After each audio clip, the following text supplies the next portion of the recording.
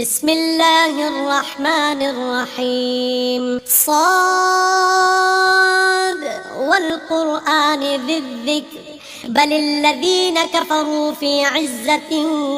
وشقاق كم أهلكنا من قبلهم من قرن فنادوا ولا تحين مناص وعجبوا أن جاءهم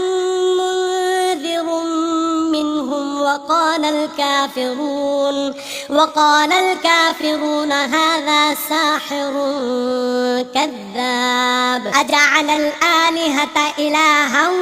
واحدا إن هذا لشيء عجاب وانطلق الملأ منهم أن امشوا واصبروا على آلهتكم إن هذا لشيء يراد ما سمعنا بهذا في الملة الآخرة إن هذا إلا اختلاق أأنزل عليه الذكر من بيننا بل هم في شك من ذكري بل لما يذوقوا عذاب أم عندهم خزائن رحمة ربك العزيز الوهاب أم لهم ملك السماوات والأرض وما بينهما فليرتقوا في الأسباب جند ما هنالك مهزوم من الأحزاب كذبت قبلهم قوم نوح وعاد وفرعون ذو الأوتاد وثمود وقوم لوط وأصحاب الأيكة أولئك الأحزاب إن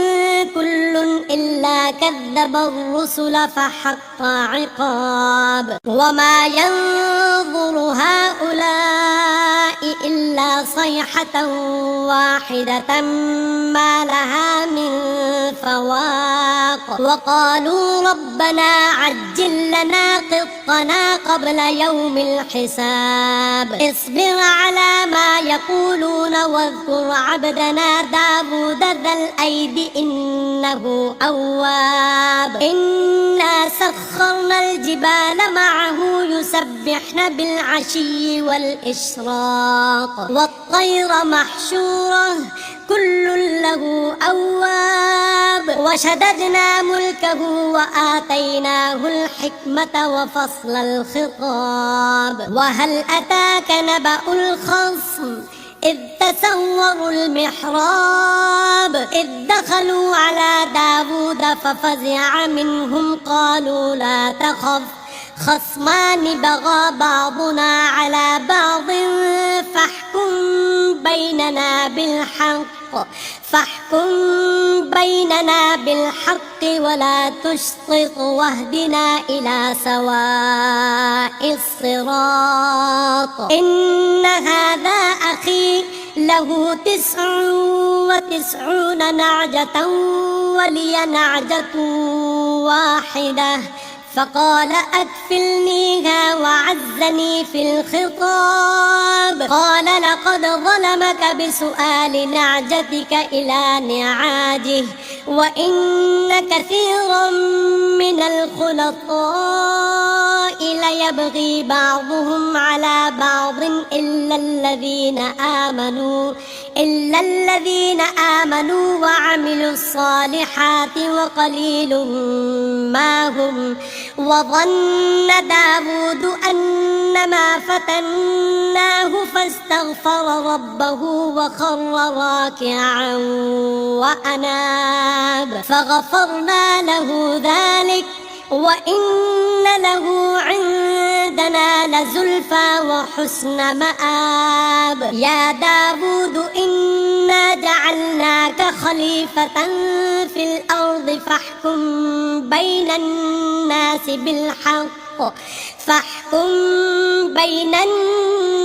بالحق ولا تتبع الهوى فيضلك عن سبيل الله إن الذين يضلون عن سبيل الله لهم عذاب شديد لهم عذاب شديد بما نسوا يوم الحساب وما خلقنا السماء والأرض وما بينهما باطلا ذلك ظن الذين كفروا فويل للذين كفروا من النار أم نجعل الذين آمنوا وعملوا الصالحات كالمفسدين في الأرض أم نجعل المتقين كالفجار كتاب أنزلناه إليك مبارك ليدبروا آياته وليتذكر أولو الألباب ووهبنا لداود سليمان نعم العبد إنه أواب إذ عرض عليه بالعشي الصافنات الجياد فقال إني أحببت حب الخير عن ذكر ربي حتى توارت بالحجاب ردوها علي فطفق مسحا بالسوق والأعناق ولقد فتنا سليمان وألقينا على كرسيه جسدا ثم أناب قال رب اغفر لي وهب لي ملكا لا ينبغي لأحد من بعدي إنك أنت الوهاب فسخرنا له الريح تجري بأمره رخاء حيث أصاب والشياطين كل بناء وغواص وآخرين مقرنين في الأصفاد هذا عطاؤنا فامنن أو أمسك بغير حساب وإن له عندنا لزلفى وحسن مآب واذكر عبدنا أيوب إذ نادى ربه أني مسني الشيطان بنصب وعذاب اركض برجلك هذا مغتسل بارد وشراب ووهبنا له أهله ومثلهم معهم رحمة منا وذكرى لأولي الألباب وخذ بيدك ضغثا فاضرب به ولا تحنث إنا وجدناه صابرا نعم العبد إنه أواب واذكر عبادنا إبراهيم وإسحاق ويعقوب أولي الأيدي والأبصار إنا أخلصناهم بخالصة ذكر الدار وإنهم عندنا لمن المصطفين الأخيار واذكر إسماعيل واليسع وذا الكفل وكل من الأخيار هذا ذكر وإن للمتقين لحسن مآب جنات عدن مفتحة لهم الأبواب متكئين فيها يدعون فيها بفاكهة كثيرة وشراب وعندهم قاصرات الطرف أتراب هذا ما توعدون ليوم الحساب إن هذا لرزقنا ما له من نفاد هذا وإن للطاغين لشر مآب جهنم يصلونها فبئس المهاد هذا فليذوقوه حميم وغساق وآخر من شكله أزواج هذا فوج مقتحم معكم لا مرحبا بهم إنهم صالوا النار قالوا بل أنتم لا مرحبا بكم أنتم أنتم قدمتموه لنا فبئس القرار. قالوا ربنا من قدم لنا هذا فزده عذابا ضعفا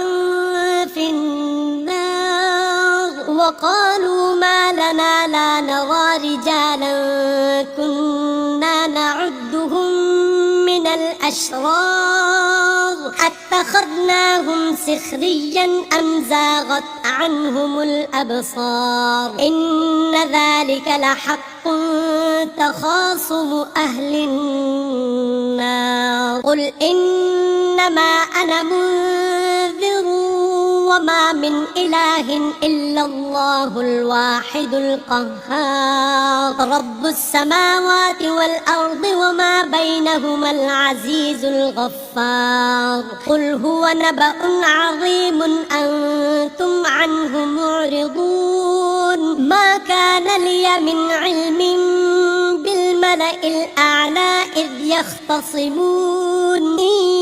يوحى إلي إلا أنما أنا نذير مبين. إذ قال ربك للملائكة إني خالق بشرا من طين فإذا سويته ونفخت فيه من روحي فقعوا له ساجدين. فسجد الملائكة كلهم أجمعون إلا إبليس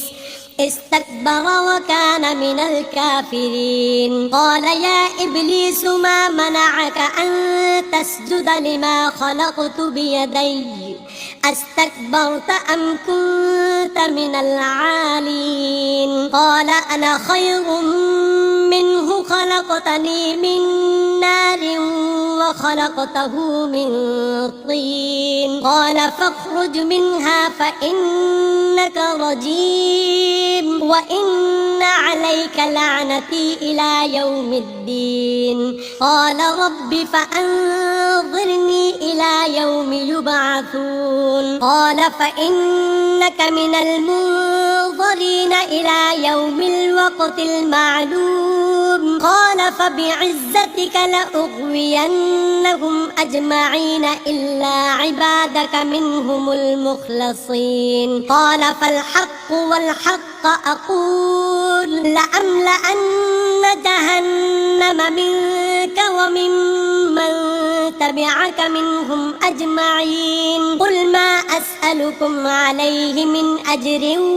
وما أنا من المتكلفين إن هو إلا ذكر للعالمين ولتعلمن